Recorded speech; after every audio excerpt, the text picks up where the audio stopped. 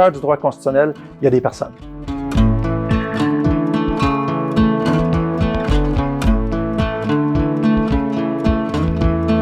Imaginez une agricultrice dont la famille cultive la terre dans le bas du fleuve Saint-Laurent au Québec depuis 4 générations qui voit arriver sur son terrain un bon matin une foreuse de pétrole.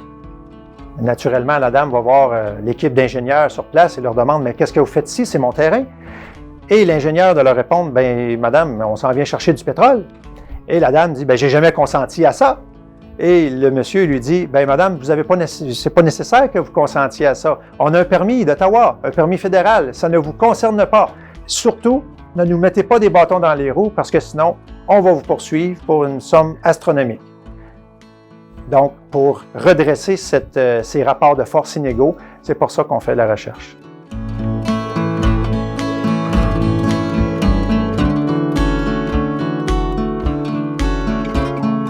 Bonjour, je m'appelle David Robitaille. Avec mes collègues Lucie Lamarche et Benoît Fratte, on fait de la recherche sur la citoyenneté locale dans le contexte du transport des hydrocarbures.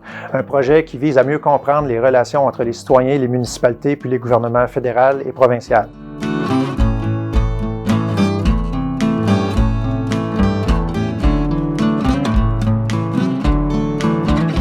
En matière de projets d'extraction et de transport des ressources naturelles, les pouvoirs sont inégaux. Les gens sur le territoire disent « Nous, on a un point de vue à faire valoir. » Alors nous, comme chercheurs universitaires, on pense que c'est très important de s'intéresser à ce phénomène-là pour mieux comprendre comment le droit est en action sur le territoire, puis essayer de voir comment le droit constitutionnel ne pourrait pas être finalement actualisé.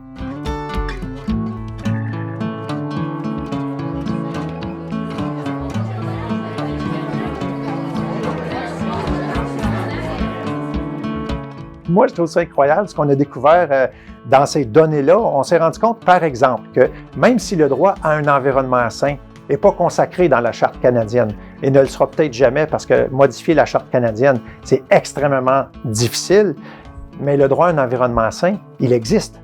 Pas dans un sens très strictement juridique, mais le droit à un environnement sain existe.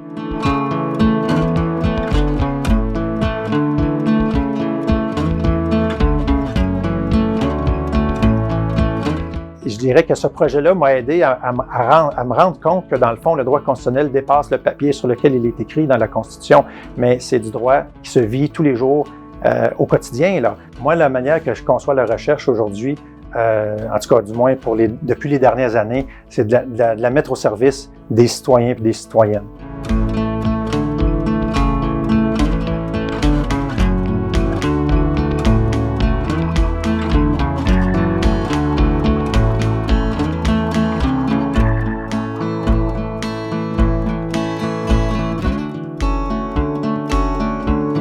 Un des objectifs de ce projet-là de recherche, c'est l'accès à la justice.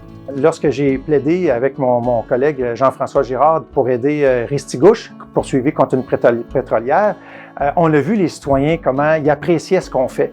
Les citoyens étaient dans la salle d'audience tous les jours, puis lorsqu'on est sorti la dernière journée, les citoyens, il y a des gens qui pleuraient, il y a des gens qui nous ont remerciés, puis nous, en même temps, on s'abreuve de ça, c'est incroyable. On se dit, OK, j'ai réussi à faire quelque chose de bien aujourd'hui avec mes connaissances. Puis c'est important que le savoir sorte de l'université, puis qu'il soit au service des citoyens et des citoyennes.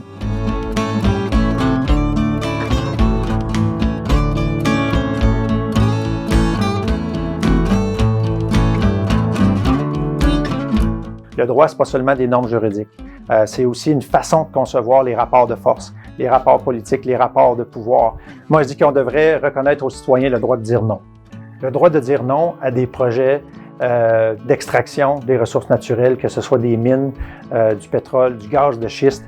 Le droit de dire non à des projets qui peuvent souiller leur environnement. Pour moi, le premier principe qu'il y aurait dans une politique publique là-dessus, ce serait le droit des citoyens de dire non, le droit des citoyens de participer, le droit des citoyens d'être consultés.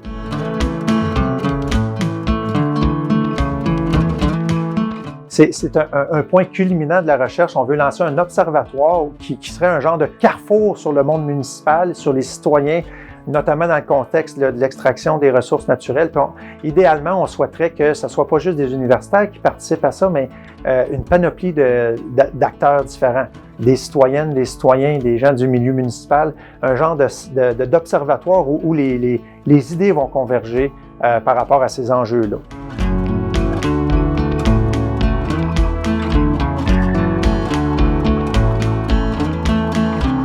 Un autre aspect, c'est aussi un sondage. Là, on va lancer bientôt un sondage auprès d'environ 200 municipalités qui sont situées sur le tracé d'un oléoduc à construire ou qui aurait été construit.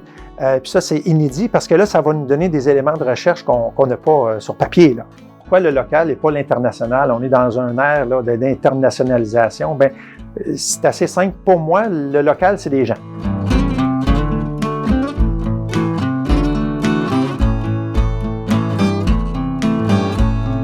La collaboration en recherche, c'est extrêmement important. On ne fait pas ça tout seul. Là. On a évidemment beaucoup d'étudiants qui font de la recherche pour nous. Certains étudiants ou étudiantes vont faire de la recherche dans les lois, dans la jurisprudence, mais d'autres étudiants ont aussi, par exemple, analysé plusieurs centaines de mémoires ou de lettres soumises par des municipalités, puis des citoyennes ou des citoyens.